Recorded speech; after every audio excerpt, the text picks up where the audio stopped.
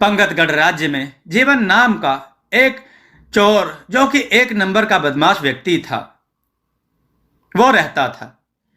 जीवन हमेशा किसी गरीब का भोजन छीन लेता तो किसी के पैसे छीन लेता। राजा विक्रम जीवन की हरकतों से बहुत परेशान था, लेकिन जीवन हमेशा राजा की दयालुता का फायदा उठाकर बच निकलता था। एक दिन जीवन एक पेड़ के नीचे आराम कर रहा था कि तभी उसने देखा गांव के मुखिया सुखिया चाचा बड़े सज धज कर राजमहल की ओर जा रहे थे। जीवन बोला, अरे इतना सज धज कर कहां जा रहे हो मुखिया जी? क्या राजमहल में कोई दावत वगैरह है क्या? जीवन की बात सुनकर गांव का मुखिया जीवन के पास आकर बोला, बिल्कुल सही कहा तुमने जीवन। क्या तुम्हें नहीं मालूम, राजा विक्रम ने आज पूरे गांव को अपने राजमहल में दावत दी है। जीवन बोला, किस खुशी में? यहां तक मेरी जानकारी है तो आज तो राजा का कोई जन्मदिन भी नहीं है। मुखिया बोला, हाँ, लेकिन आज उनका पुत्र 10 साल का हो गया है, इसी वजह से उन्होंने सारे गांव के लोगों को दावत दी है।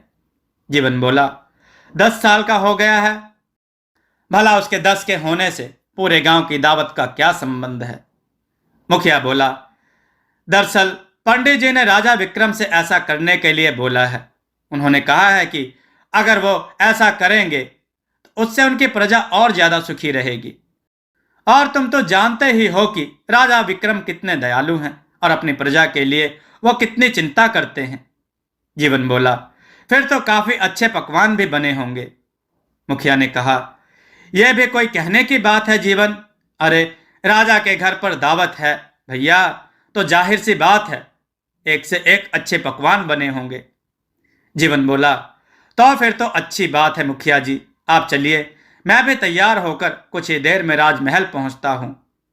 जीवन की बात सुनकर मुखिया जोर जोर से हंसते हुए बोला, लगता है तुझे किसी ने अभी तक यह नहीं बताया जीवन की राजा विक्रम ने सबको दावत दी है सिवाय तेरे। जीवन बोला, क्या मतलब? मुखिया बोला, मतलब यह कि राजा विक्रम के साफ साफ आदेश हैं कि आज के दिन जीवन राजमहल के आसपास भी ना दिख जाए, नहीं तो उसकी खैर नहीं। जीवन बोला, यह तो राजा की बहुत ज्यादा गलत बात है। मुखिया जी, क्या मैं इस गांव का व्यक्ति नहीं हूं? वैसा तो तुम्हारा राजा बहुत दयालु बना फिरता है। दयालु राजा वही होता है जो अपनी प्रजा को एक समान समझता है। मुखिया बोला, मत भूलना जीवन कि उसकी दयालुता की वजह से तुम आज तक बचते आए हो, वरना अगर तुम किसी दूसरे राज्य में रह रहे होते तो वहां का राजा कब का तुम्हें फांसी पर चढ़ा चुका होता। और सुनो, मेरी बात को मजाक मत समझना भैया, राजमहल की ओर भटकना भी मत, बता रहा हूं। मुखिया की बात सुन जीवन के चेहरे पर क्रोध झलकने लगा। जीवन बोला, देखना मुखिया जी, जिस दिन मैं राजा बनूंगा उस दिन मैं किसी के साथ ऐसा व्यवहार नहीं करूंगा। मुखिया बोला, राजा और तुम लगता है तुम दिन में भी सपने देखने लगे हो जीवन। अरे तुम्हारे जैसे मक्कार और चोर कभी राजा नहीं बनते भैया। यह हसरत अपने दिल में ही रखना, अगर राजा को पता चल गया तो आजीवन तुम्हें कारागार में डाल देगा। इतना कहकर मुखिया जीवन का मजाक उड़ाते हुए और जोर जोर से हंसते हुए वहां से चला गया। जीवन गुस्से से बड़बड़ाता हुआ अपने आप से बोला, यह राजा अपने आप को समझता क्या है? पूरे गांव को दावत दी, मुझे दावत नहीं दी, यह तो मेरी बहुत ज्यादा बेइज्जती है।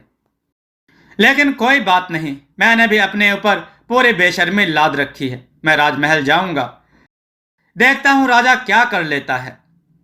जीवन तैयार होकर सीधे राजमहल में पहुंच गया। राजमहल में अच्छे अच्छे पकवान देखकर जीवन के मुंह में पानी आ गया। जीवन बोला, अरे वाह, देसी घी की पूड़ियां भी हैं, मिठाई भी है, आहा कितनी शानदार खुशबू आ रही है। जीवन तुरंत पकवानों की ओर लपक कर उन्हें खाने लगा कि तभी राजा विक्रम की नजर जीवन पर पड़ गई। वो गुस्से से जीवन की ओर आकर बोले,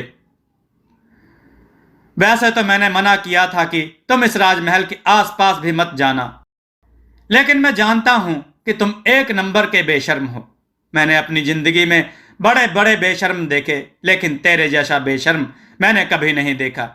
ये तो चाहता है कि अभी और इसी वक्त तेरी गर्दन तेरे धड़ से अलग कर दूं, लेकिन क्या करूं, आज मेरे महल में जश्न है। अब आ ही गया है तो पेट भरकर खाना, और चाहो तो अपने घर के लिए भी ले जाना। लेकिन याद रखना, आज मेरे महल में बहुत दूर दूर से मेहमान आए हैं। गलती से भी अगर तुमने उल्टी सीधी हरकत की तो इस बार मैं तुम्हें नहीं छोड़ूंगा। जीवन बोला, यह कैसी बातें कर रहे हैं आप राजा साहब, मैं अब सुधर गया हूं। राजा बोला, सुधर जाओ तो तुम्हारे लिए अच्छी ही बात है। इतना कहकर राजा विक्रम वहां से गुस्से से चला गया। जीवन पकवान का मजा लेने लगा कि तभी जीवन की नजर राजा के बेटे आदित्य पर पड़ी, जो कि एक सोने के कंगन से खेल रहा था। जीवन के खुराफाते दिमाग में तुरंत एक योजना दौड़ने लगी और वह बड़बड़ाते हुए अपने आप से बोला, अरे वाह, यह तो बहुत भारी और बड़ा कीमती सोने का कंगन लगता है। अगर मैंने इसे चुराकर बाजार में बेच दिया तो मेरा तो 10 साल के खाने का प्रबंध हो जाएगा, फिर चोरी करने की जरूरत ही नहीं है। जीवन मुस्कुराते हुए राजा के बेटे आदित्य के पास जाकर बोला, छी छी छी, राजा के बेटे होकर नकली सोने के कंगन के साथ खेल रहे हो। तुम्हें तो असली सोने के कंगन के साथ खेलना चाहिए। आदित्य बोला, यह असली सोने का है, पिताजी ने मुझे दिया है। यकीन नहीं आता तो इसे छू कर देख लो। जीवन बोला, लाओ दिखाओ मुझे। आदित्य ने वह कंगन जीवन के हाथ में पकड़ा दिया। जीवन बोला, अरे नहीं नहीं राजकुमार, यह नकली है, इसमें तो सोने का पानी चढ़ा रखा है। अगर तुम्हें यकीन ना हो तो तुम जाकर अपने पिताजी से पूछ लो। जीवन की बात सुनकर भोला भाला राजकुमार सोच में पड़ गया। आदित्य बोला, ठीक है, मैं पिताजी से पूछ कर आता हूं। इतना कहकर राजकुमार वहां से दौड़ता हुआ चला गया और जीवन इधर उधर देखकर वहां से खामोशी से निकल गया। राजकुमार को खाली हाथ देखकर राजा विक्रम ने राजकुमार से पूछा, तुम्हारे हाथ में शाही सोने का कंगन था, वो कहां गया बेटा? राजकुमार ने सारी बात विक्रम को बता दी। राजकुमार की बात सुनते ही राजा विक्रम समझ गया कि यह सब जीवन की ही करामात है। राजा विक्रम गुस्से से बोला, बस बहुत हो गया, आज तो उसने हद पार कर दी। राजकुमार को बेवकूफ बनाकर सोने का कंगन चुरा कर ले गया। सैनिकों को बुलाओ। कुछ ही देर में राजा के सैनिक सिर झुकाए खड़े थे। जाओ, जाकर जीवन को पकड़ कर लेकर आओ। मुझे किसी भी हाल में जीवन चाहिए, जिंदा या मुर्दा। राजा का आदेश पाते ही सैनिक गांव की ओर दौड़ पड़े। इधर जीवन एक पेड़ के पास उसी कंगन को निहारे जा रहा था कि तभी गांव का एक व्यक्ति वहां पर आकर जीवन से बोला, जीवन, इस बार तो तुमने हद पार कर दी भैया। राजा विक्रम ने तुम्हें जिंदा या मुर्दा पकड़ने का आदेश दिया है, समझे? उस व्यक्ति की बात सुनकर जीवन बुरी तरह से घबरा गया और बोला, यह कैसी बातें कर रहे हो भैया? राजा विक्रम तो बहुत ज्यादा दयालु हैं। मुझे लगा कि हर बार की तरह वो मुझे इस बार भी माफ कर देंगे। आदमी बोला, अबे पागल वागल हो गया है क्या तू? तूने तो इस बार राजा के घर पर ही चोरी कर ली भैया। तेरी तो मौत इस बार पक्की है भैया, ठोक के बजा के। अब जो है ना, अब तुझे भगवान के अलावा और कोई नहीं बचा सकता भैया। जीवन बोला, मैं राजा के पैर पकड़कर माफी मांग लूंगा और यह कंगन उन्हें वापस कर दूंगा। आदमी बोला, अरे बेवकूफ है क्या? राजा इस समय बहुत ज्यादा गुस्से में है। अगर तू कंगन वापस लौटाने के इरादे से भी वहां चला गया ना, वो जो है तब भी तुझे जिंदा नहीं छोड़ेंगे। और तो और, अब तुझे किसी सैनिक ने देख लिया तो सैनिक ही तुझे जान से मार देंगे। समझ गया तू? जीवन बोला, अब मैं क्या करूं? आदमी ने कहा, मेरी सलाह मान तो इस राज्य से कुछ महीनों के लिए चला जा। इतना कहकर वह व्यक्ति चला गया। तभी अचानक जीवन ने देखा कि 3 सैनिकों के घोड़े उसकी ओर दौड़े आ रहे थे। जीवन घबराकर जंगल की ओर भागने लगा और एक घने जंगल के अंदर घुस गया।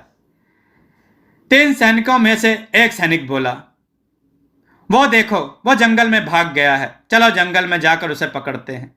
दूसरा सैनिक बोला, रहने दे, क्या तुझे नहीं मालूम उस जंगल में भूतों का साया है? यह वहां पर जिंदा तो गया है लेकिन कभी नहीं लौटेगा। समझ लो कि जीवन ने उस जंगल में जाकर अपनी मौत को खुद चुन लिया है। चलो जाकर राजा को सब कुछ बता देते हैं। चलो जाकर राजा को सब कुछ बता देते हैं। इसके बाद सभी सैनिक वहां से चले गए। जीवन घने जंगल में दौड़कर जा रहा था। तभी अचानक जीवन एक पत्थर से टकरा कर गिर गया और वो एक तालाब के अंदर चला गया।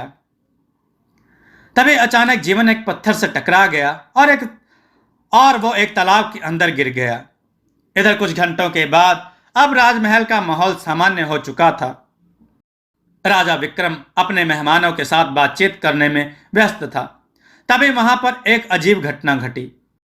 राजा विक्रम जैसा दिखने वाला दूसरा राजा विक्रम राजमहल में पहुंच गया और राजा विक्रम को देखकर गुस्से से चीखते हुए राजा विक्रम से बोला, हम शक्ल राजा, कौन है तू बहरूपिये और मेरे मेहमानों के साथ क्या कर रहा है?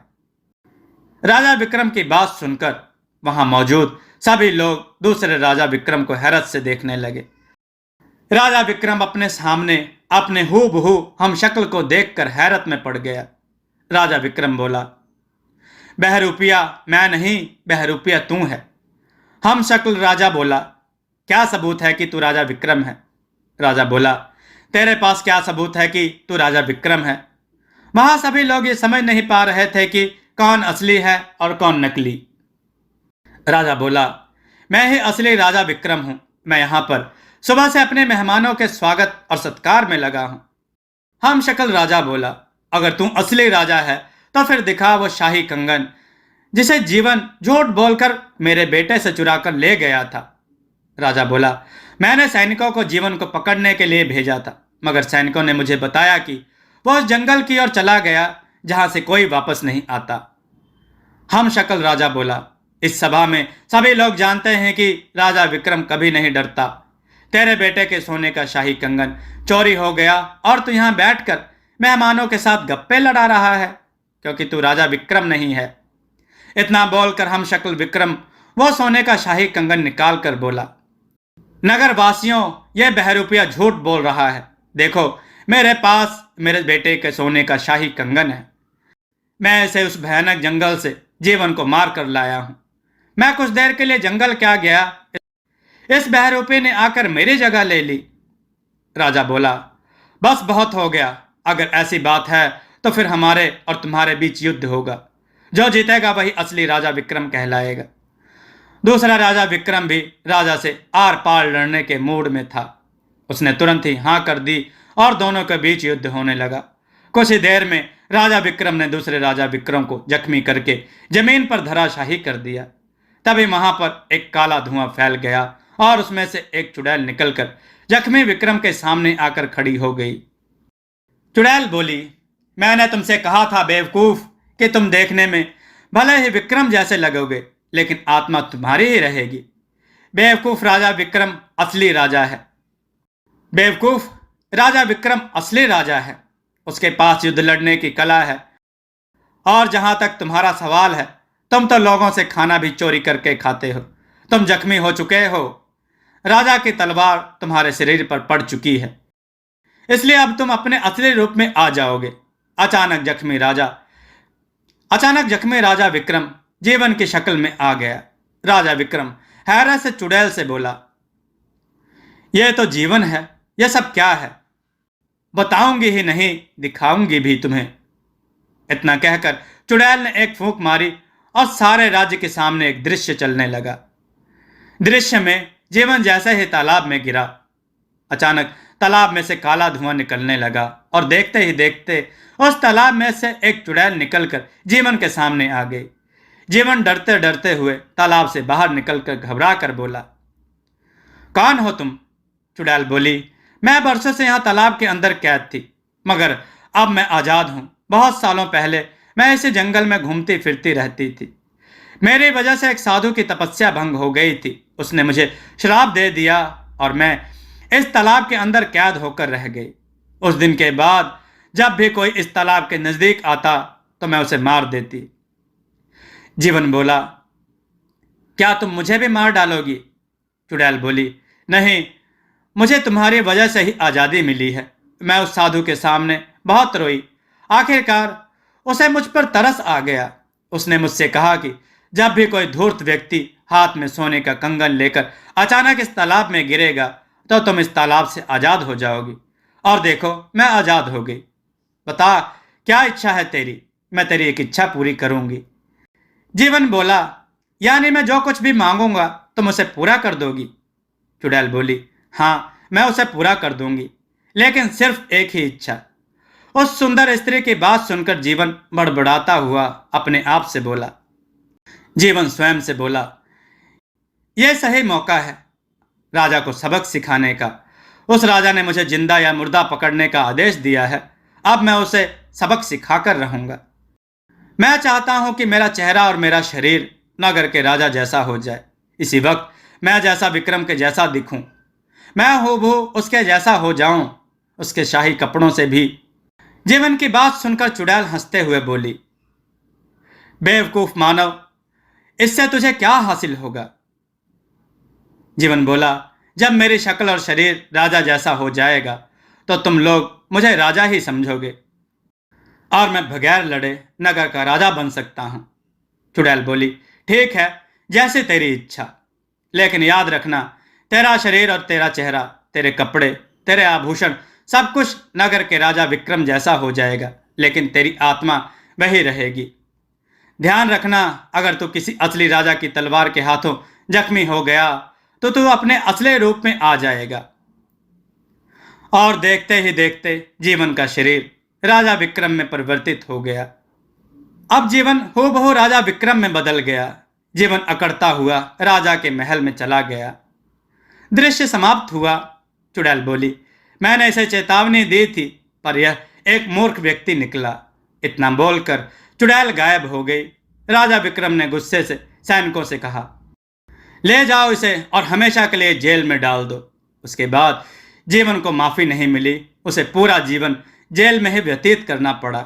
दोस्तों, आपको यह कथा कैसी लगी? अपने विचार और सुझाव कमेंट में जरूर दें। हमारी कथाओं को लाइक करें, हमारे चैनल को सब्सक्राइब करना न भूलें। हमारी कथाओं को शेयर जरूर करें, जिससे लोगों को अच्छा ज्ञान प्राप्त हो। जय श्री राम भक्तों।